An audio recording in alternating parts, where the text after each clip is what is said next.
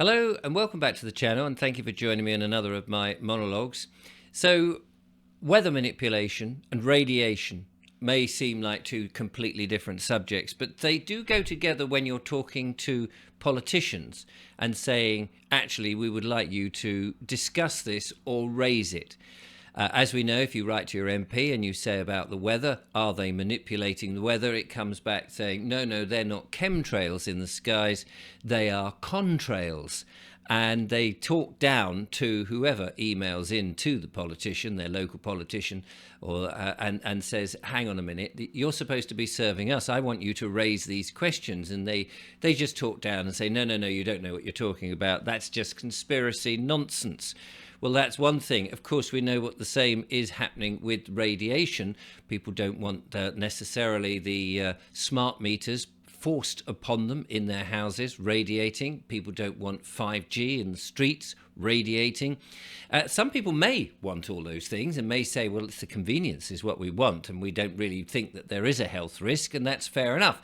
But what would be good is to have a proper national debate about this and find out how many people want either of those things, and get the politicians to actually do the job of raising these issues in Parliament. Now, personally, I put my hands on the table and say I'm not particularly interested in politics and politicians, because they don't seem to ever have our interests at heart, and actually they're running a completely different system which is totally against us. However, as most people still believe in the system that we have, this is why I would argue this. Now, I want to show you a video that Daniel sent to me about weather manipulation. The thing is, it is on the government's website that they are doing this. It does that they have proposed that they want to block out the sun to stop the climate change myth. Sorry, to stop climate change and the myth of man-made global warming.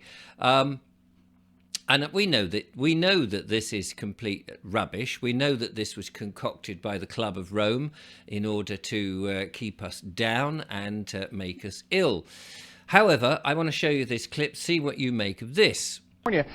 We've got a bit of an unusual situation. Now, this first portion of the radar cycle, fairly bland and typical, but then you see these bands of very distinct cloud cover moving into the region. That is not rain, that is not snow. Believe it or not, military aircraft flying through the region is dropping chaff. Small bits of aluminum, sometimes it's made of plastic, or even metallicized paper products, but it's used as an anti-radar issue, and obviously they're up there practicing. Now, they won't confirm that, but I was in the Marine Corps for many years, and I'll tell you right now, that's what it is.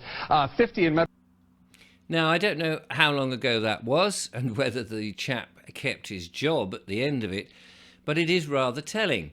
And as he said, he knew what they were doing then. We know what they're doing now. So why won't people talk about this and raise it? Politicians have the ear of the media. The media don't like to have this stuff broadcast.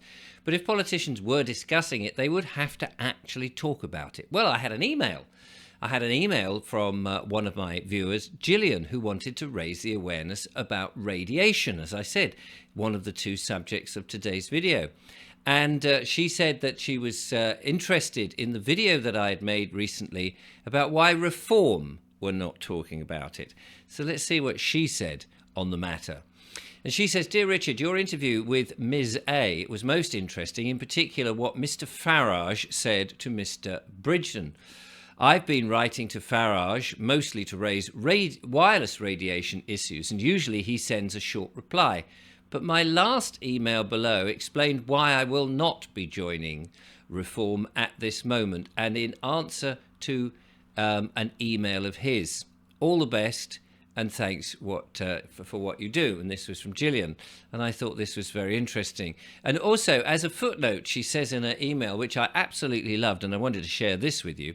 She says that the email was sent from my home computer. As I don't have a smartphone, I will only see your reply if I'm at home.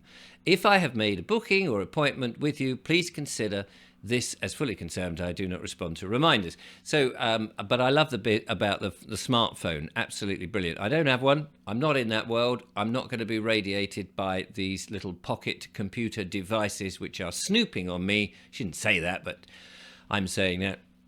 because we know that they do. Anyway, and then she goes on with the email that she sent to Nigel Farage.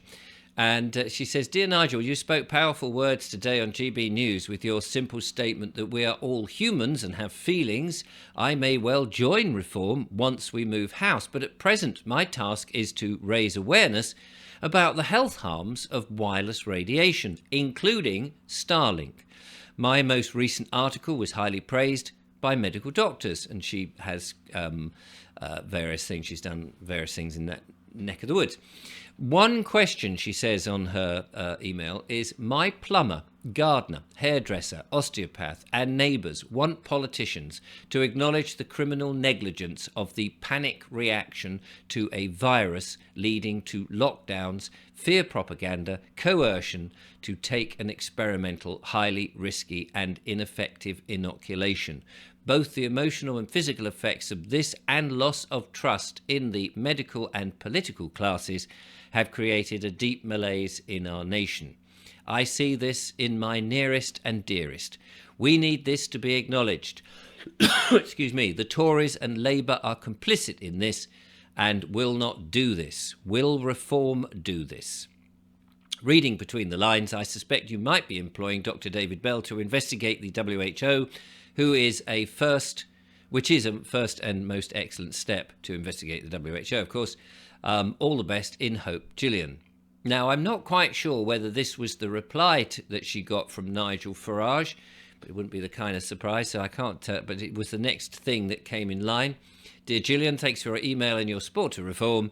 If you already haven't, please become a member and get involved. I was in Exeter on the day of your event. However, I hope it went well." So that may have been the one before, or it may have been his reply, but I'd be interested to know what he would reply.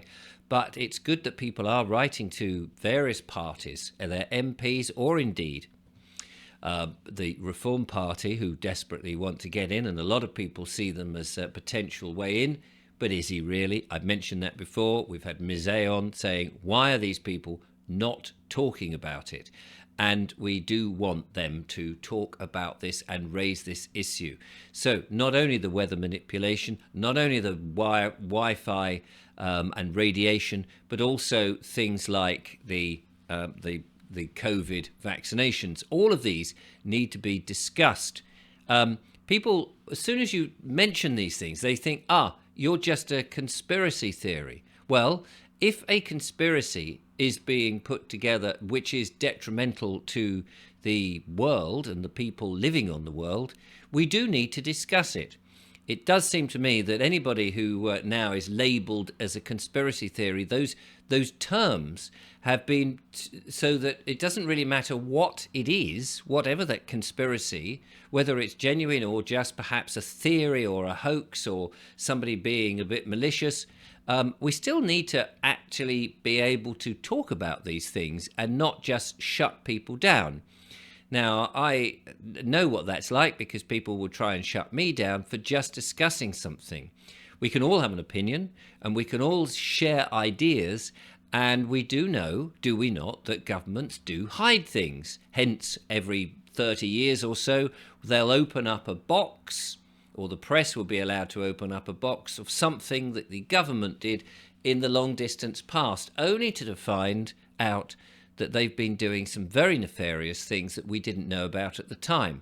Do we think that that must continue now? Of course it must continue now. And do the people 30 odd years ago, when this was not allowed to be broadcast and it was delisted or whatever they call it, classified, top secret back then, but we're now allowed to talk about it, were people around at that time thinking that there may be a conspiracy going on? Of course there would have been. So if people are trying to shut you down just for discussing things that might be in the interests of everybody else, then that is barking. So we do have to raise these issues and talk about them. So I would be interested to know if anybody else is writing to Reform to put the pressure on them, to ask them, are you talking about vaccines? Are you talking about radiation? And would you be forcing people to have smart meters in their homes? And what about the weather? All these things are absolutely important.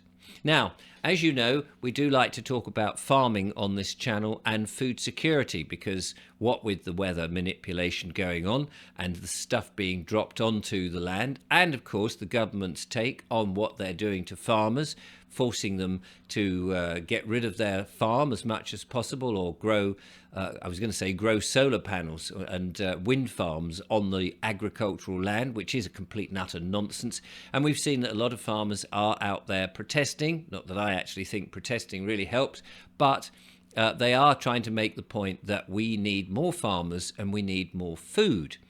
Now, farmers are facing a lot of trouble at the moment. And my friend John, you may remember, we've been down to Dora's Dairy, a farm that is selling raw milk, and that's what it's primarily set up to do. And raw milk, as you may know, despite what perhaps officials may tell you, is incredibly healthy for you. We've been drinking raw milk for, well, ever since man managed to grab hold of a teat and milk an animal. And if it had been so bad for us, we wouldn't be here today. However, we're told that pasteurization and homogenization, standardization of milk is the only safe way to have milk. That's not necessarily true, because when you do those processes, you actually lose the benefit of the milk in the first place. And homogenization is a dreadful thing that mixes up milk. But pasteurization is the thing that kills all the friendly bacteria that our bodies need. And that's what you would get from milk. Now, as I say, farmers are feeling the pressure. And my friend John Cook got in touch and said, look, we've got a fundraiser. Is there any chance you could mention it? And I said, yes, of course, because we are here to support farmers.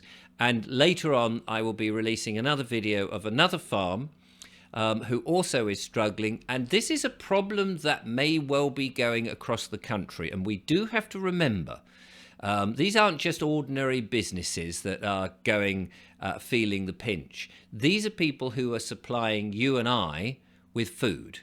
They're supplying me and you with the necessary supply. And these are also people who are custodians of the land, of this wonderful earth. And we do not want it to be built over with tarmac and steel and glass and not have any farms, and allow these supermarkets that now want to be able to create everything in a lab and continue to sell nutrient-free, vitamin-deficient food.